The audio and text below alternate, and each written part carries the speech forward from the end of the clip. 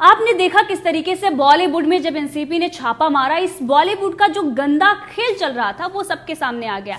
अब ये जो ड्रग्स का ये गंदा खेल बॉलीवुड में था, ये सिर्फ बॉलीवुड में नहीं बल्कि देश में कई जगहों पर है। गोवा में किस तरीके की पार्टियां होती हैं आप लोग सभी जानते हैं, और इसके जो तार हैं वो चाइना और पाकिस्तान से भी जुड़े हुए हैं। अब इन्हीं विषयों पर चर्चा के लिए हमारे साथ हैं सुबुई खान, जो सुप्रीम कोर्ट की बड़ी लॉयर हैं और उसके साथ ही सोशल एक्टिविस्ट हैं और ड्रग्स अवेयरनेस कैंप भी चला रही हैं। मैम, आपका बहुत बहुत स्वागत है हमारे चैनल पर।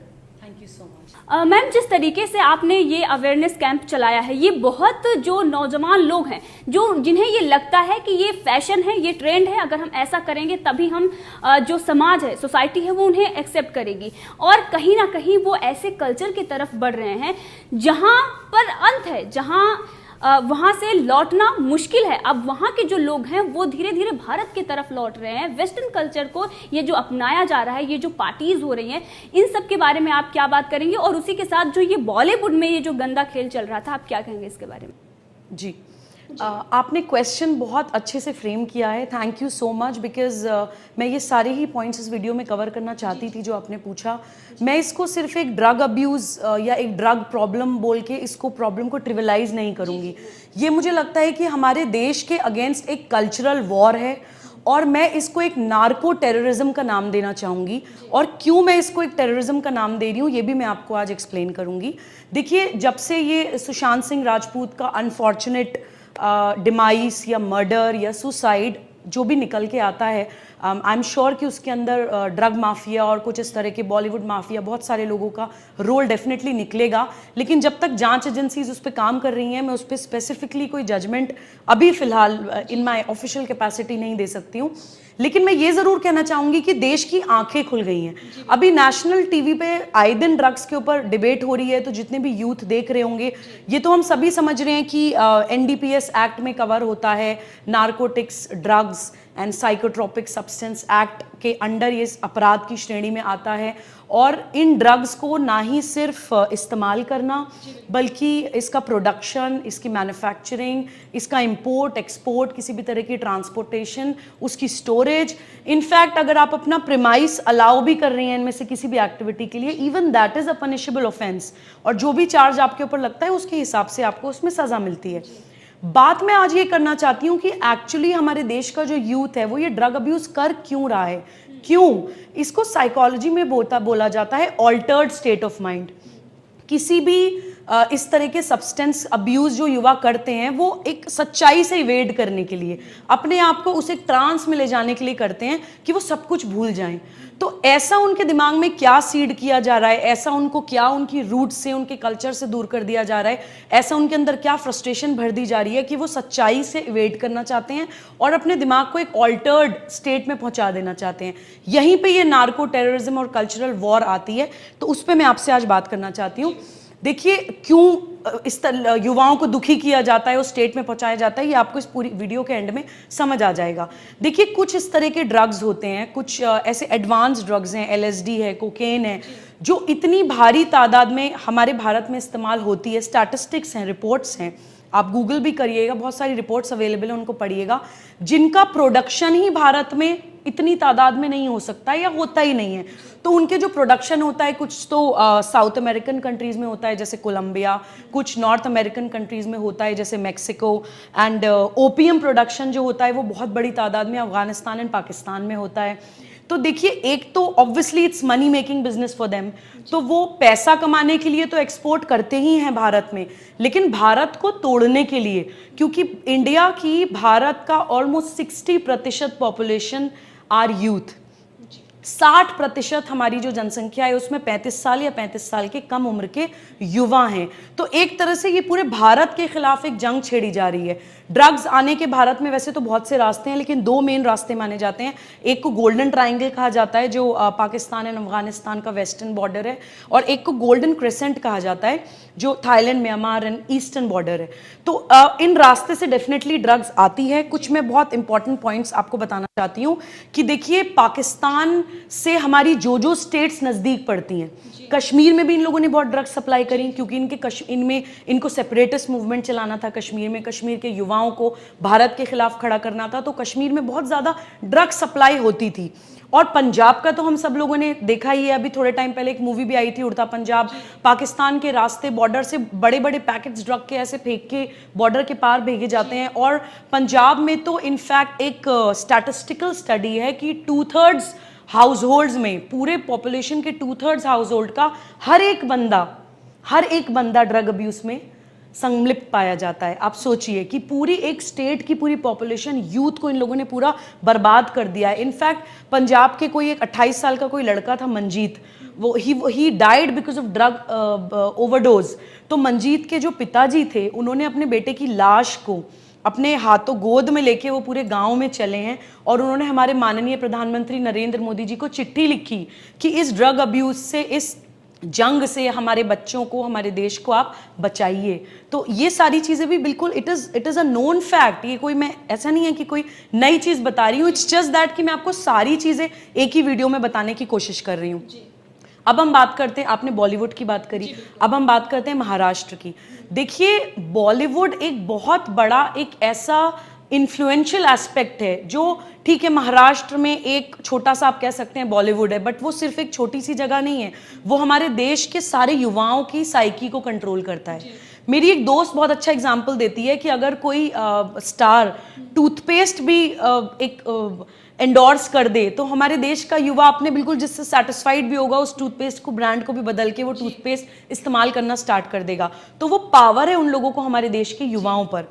इसी वजह से बॉलीवुड में बहुत ज़्यादा एंटी भारत फोर्सेस प्लांट की गई।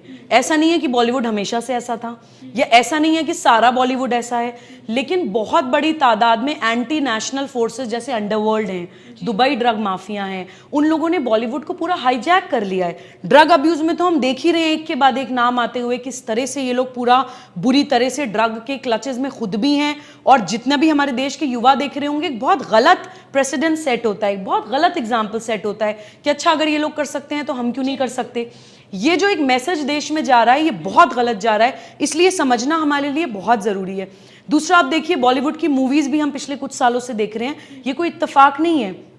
एंटी भारत मूवीज़ का जो प्रचलन बॉलीवुड में हम देख रहे हैं, अभी एक मूवी आई थी कुछ दिन पहले, शिकारा, जम्मू एंड कश्मीर के ऊपर वो मूवी थी। उसके अंदर कितनी वाहियात तरह से वहाँ की हिस्ट्री को, वहाँ के कल्चर को, हर चीज़ को कितना डिस्टॉर्ट करके दिखाया गया था।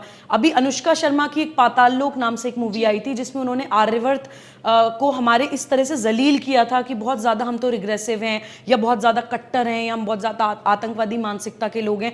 तो इस तरह से ये लोग डेलिबरेटली हमारे भारत को, भारतीय कल्चर को, जो मैं कल्चरल वॉर बोलती हूँ, बेइज्जत करने के लिए इस तरह की मूवीज़ बनाते हैं, और इनकी सबकी फंडिंग होती है बाहर से।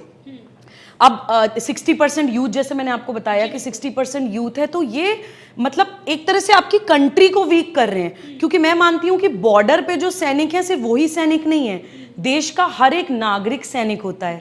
उसका एग्जाम्पल आप देखिए, वियतनाम, जब एक एक नागरिक खड़ा हो जाता है, तो वियतनाम जैसी छोटी कंट्री अमेरिका और चाइना जैसी कंट्री से जीत जाती है।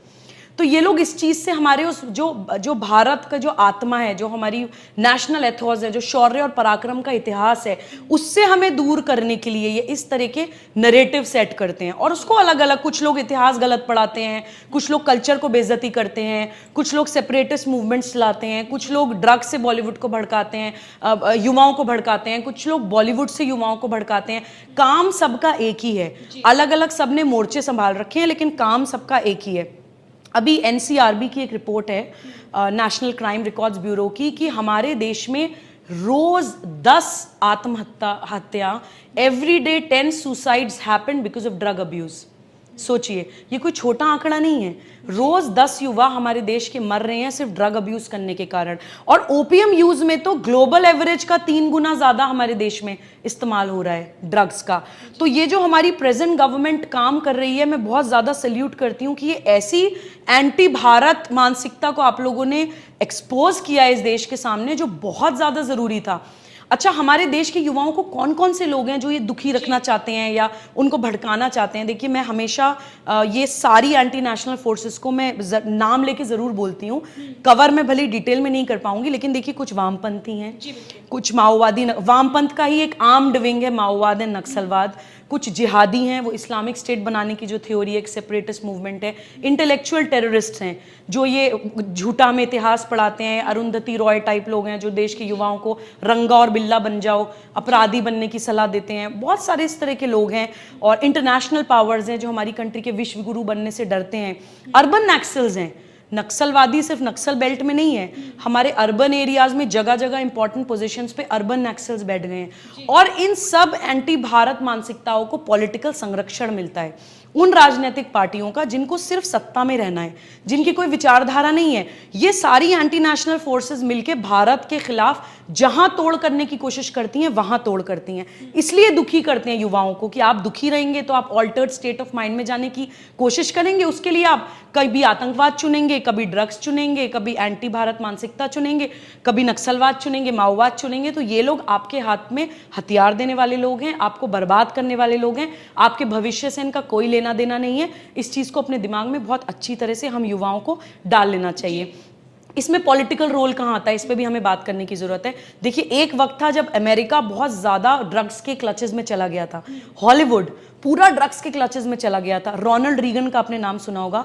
रोनाल्ड रीगन ने पूरा ड्रग्स के खिलाफ जंग छेड़ी थी, और उनकी वाइफ थी नैन्सी रीगन। उन्होंने बोला था से नो टू ड्रग्स, से येस टू लाइफ, ये उनका स्लोगन था। और पाब्लो एस्कोबार उस टाइम पे बहुत बड़े ड्रग्स स्मगलर हुआ करते थे, और दुनिया के बहुत बड़े अमीर लोगों में एक नाम हो गए थे वो। तो अमेरिका बर्बादी की कगार पे पहुंच गया था ड्रग्स के कारण।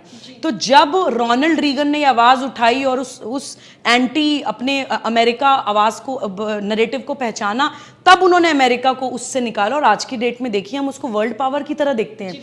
तो जो हमारी प्रेजेंट गवर्नमेंट कर रही है, ये बहुत अच्छा काम कर रही है हमारे भारत के भविष्य के लिए।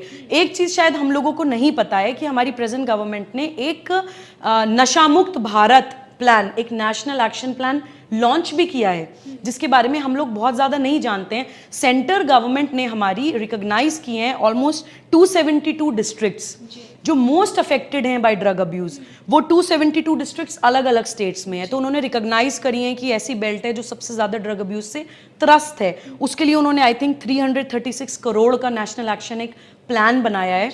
और 2019 में एम्स की एक रिपोर्ट आई है, उस पर पूरा डिटेल स्टडी हुई है। और first national survey on the extent and pattern of substance abuse, ना ही सिर्फ एक्सटेंट कि कितना हो रहा है, बल्कि क्या पैटर्न है, उस पर पूरी एक स्टडी हुई है, डिटेल रिपोर्ट एम्स ने लगाई है। उस रिपोर्ट के बाद ही ये नेशनल एक्शन प्लान लॉन्च हुआ है, जो कि बहुत बड़े हमारे भारत के विश्वगुरु बनने की तरफ एक बहुत बड़ा कदम है। और अभी मैं आपको कुछ विधर्मी सरकारों को भी एग्जांपल देना चाहती हूँ कि अब से पहले जो सरकारें रही हैं, जिनकी एक्चुअली देश के लिए कोई विचारधारा नहीं है, युवाओं के लिए कोई विचारधारा नहीं थी, उनको सिर्फ सत्ता में रहना था, उन्होंने कभी इस तरफ ध्यान ही नहीं दिया। जैसे पंजाब का मैंने आपको एग्जाम्पल दिया, पंजाब में इतना ज्यादा ड्रग अब्यूज था, खालिस्तानी मूवमेंट आप सबको याद होगा।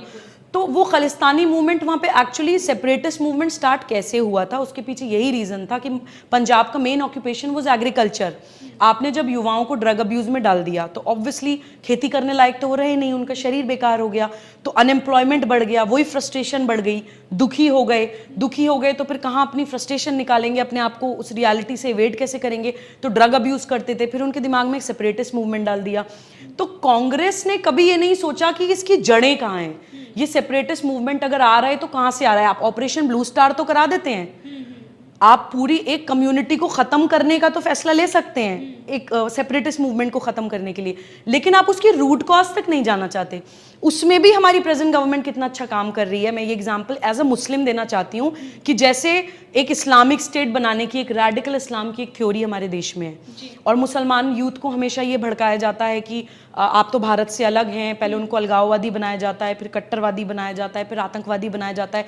तो प्रेजेंट गवर्नमेंट इस प्रॉब्लम को भी कितनी संजीदगी से डील कर रही है कि वो स्ट्रिक्ट एक्शंस भी ले रहे हैं, लेकिन वो प्रॉब्लम के रूट पे भी काम कर रहे हैं। ये स्टार्ट होता है माइनॉरिटी माइंडसेट से, वो जो विक्टिम माइंडसेट होता है कि आप तो कमजोर हैं, तो उसके लिए देखिए माइनॉरिटी अपलिफ्टमेंट पे भी काम कर रहे हैं। ऐसा नहीं है कि वो सिर्फ बोल रहे हैं कि सब रेडिकल्स को खड़े करके गोली मार दो, वो बोल रहे हैं कि आप रूट पे काम करिए, आप कमजोर नहीं हैं, आप इस भारत माता के और बच्चों की तरह आप भी बच्चे हैं, जो आपके एक हाथ में कंप्यूटर एक हाथ में कुरान होना चाहिए।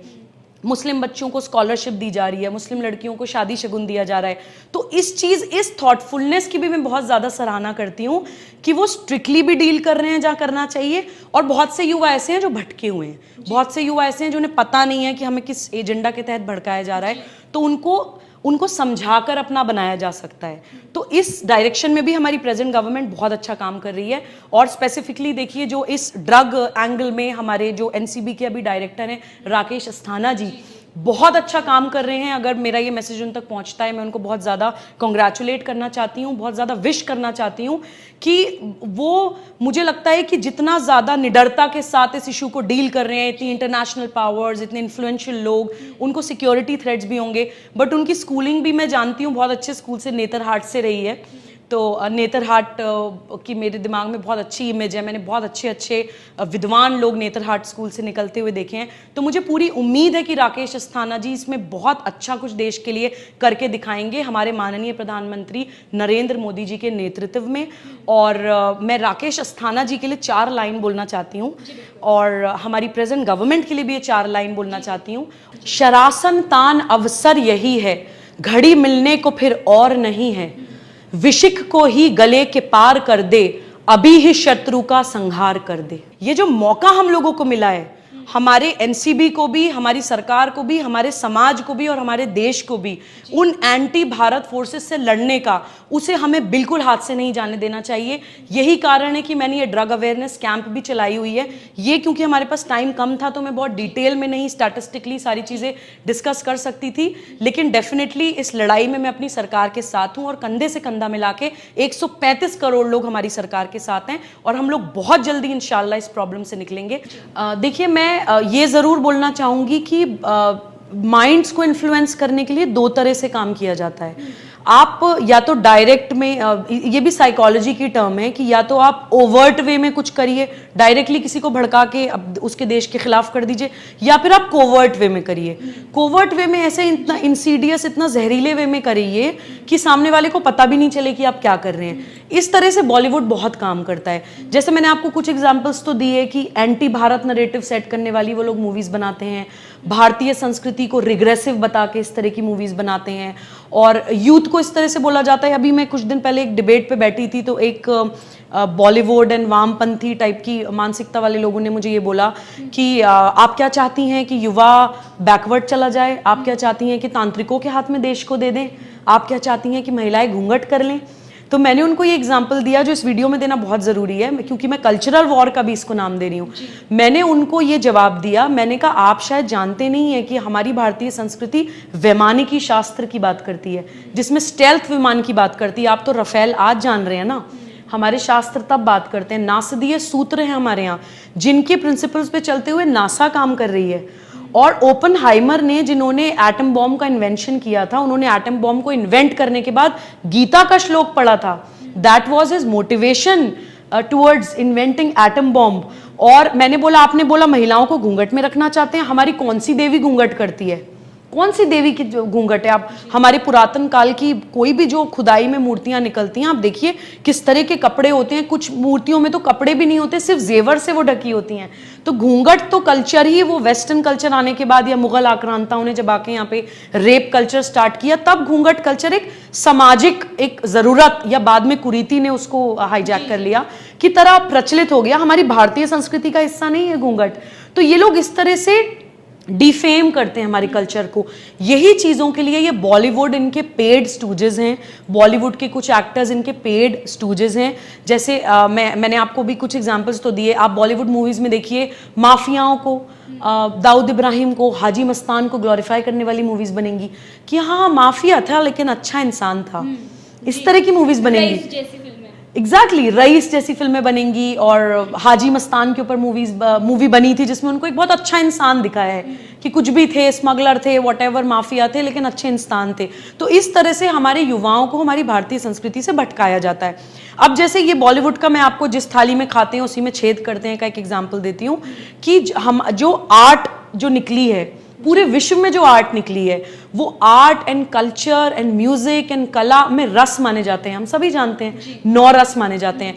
तो 8 रस के बाद जो नवा रस जो इन्वेंट किया था आचार्य अभिनव गुप्त ने किया था, शांति रस। और आचार्य अभिनव गुप्त हमारे कश्मीर के बहुत बड़े विद्वान रहे हैं, और ही वॉज अ मतलब मल्टी डायमेंशनल पर्सनैलिटी। वो आर्किटेक्ट भी थे, वो साधु संत भी थे, और उन्होंने बहुत सारी रचनाएं लिखी हैं, बहुत सारे इतिहास कला के ऊपर उन्होंने बहुत कुछ लिखा है। तो जितने भी मॉडर्न ड्रामा, मॉडर्न आर्ट, और जितने भी हम ये हॉलीवुड बॉलीवुड देख रहे हैं, वो सारे प्रिंसिपल्स हमारी भारतीय संस्कृति से निकले हुए हैं। ये लोग कभी आचार्य अभिनव गुप्त अवार्ड प्रमोट नहीं करेंगे, याद भी नहीं करेंगे आचार्य अभिनव गुप्त को, और इनफैक्ट अपनी बेइज्जती महसूस करेंगे अभिनव गुप्त जी का नाम लेने में भी। नेशनल स्कूल ऑफ ड्रामा से आप जब जाके पढ़ाई करके जाते हैं, आप लोग फ्रांस से अवार्ड लेने चले जाते हैं, आप लोग फिल्म फेयर अवार्ड्स, ये अवार्ड्स, छोटी छोटी ब्रांडिंग करके आप अवार्ड्स बना देंगे, और जो एक्चुअली रूट्स हैं आपके ब्रेड एंड बटर का, जिससे आप कमा रहे हैं, जिससे आपका घर चल रहा है, उसके लिए आपकी कोई वफादारी नहीं है। तो किस तरह से ये सटल वे में भी हमारे युवाओं को भारतीय संस्कृति से दूर करने की कोशिश करते हैं। तो इसमें बॉलीवुड का बहुत इंपॉर्टेंट रोल है, जिसको हम लोग इग्नोर नहीं कर सकते हैं। तो मुझे लगता है बॉलीवुड पे we can go on and on and on, क्योंकि बहुत सारी चीजें हैं, लेकिन फिलहाल इस सब्जेक्ट में आई थिंक मैं इतना ही कवर करना चाहूंगी, मे बी नेक्स्ट टाइम। आपका बहुत बहुत धन्यवाद, क्योंकि हमारा जो यूथ है उसको ये लगता है, जैसे कि आपने कहा कि वो अपनी प्रॉब्लमों को फेस करना नहीं जानता, जो समस्याएं हैं उसको फेस करने, बल्कि उससे वो भागता है, और इसीलिए वो कहीं ना कहीं ऐसी चीजों में फंस जाता है जिसका जो खात्मा होता है वो उसके ही अंत से होता है, उसका ही अंत होता है। और जैसे कि आपने कहा कि जो गवर्नमेंट काम कर रही है वो रूट पर काम कर रही है, ना कि वो जैसे कि राहुल गांधी और आपने सोनिया, जो कांग्रेस की बात कही, राहुल गांधी और सोनिया गांधी की बात करें तो वो गरीबी हटाओ की बात करते हैं। तो वो कैसे बात करते हैं कि हम उनको कुछ पैसे दे दें, अनाज दे दें, इन सब पर बात की जाती है, लेकिन कभी भी उनको रोजगार देने पर बात नहीं करते। कभी भी ये नहीं कहते कि आप काम करो, उसके बदले पैसे लो। कि कांग्रेस ने जो मूवमेंट किया था कहीं ना कहीं उसमें खामियां थी, और जिसकी वजह से हमारे देश को भुगतना पड़ा। और आपने देखा कि 1984 में क्या हुआ। इन्हीं सब वजहों से हम देश में एक अलग ऐसी शक्तियों को हम बढ़ावा देते हैं जो हमारे देश के विरोध में खड़े हों, चाहे वो वामपंथी हो। एक तरफ आप सपोर्ट करते हो, दूसरी तरफ आप उनको ये कहते हो कि वो भारत के विरोध में खड़े हुए हैं, कांग्रेस उनको जानती नहीं है, पहचानती नहीं है, लेकिन बैक सपोर्ट आपका ही रहता है। तो ये जो राजनीति हो रही है, और जिस तरीके से आपने ये ड्रग्स एंगल में बताया कि कैसे और कहां से ये सारी चीजें आती हैं, और अमेरिका का जो आपने उदाहरण दिया बहुत ही खूब है। और अब भारत भी विश्व गुरु बनने के राह में है, जल्द ही वो विश्व गुरु बनेगा, और जो हमारी समस्याएं हैं उस पर जो मौजूदा सरकार है बहुत ही बेहतरीन काम कर रही है। आपका बहुत बहुत धन्यवाद, क्योंकि हमारे युवाओं के लिए बहुत जरूरी था जो आपने इंफॉर्मेशन दी है। Thank you so much. Thank you so much.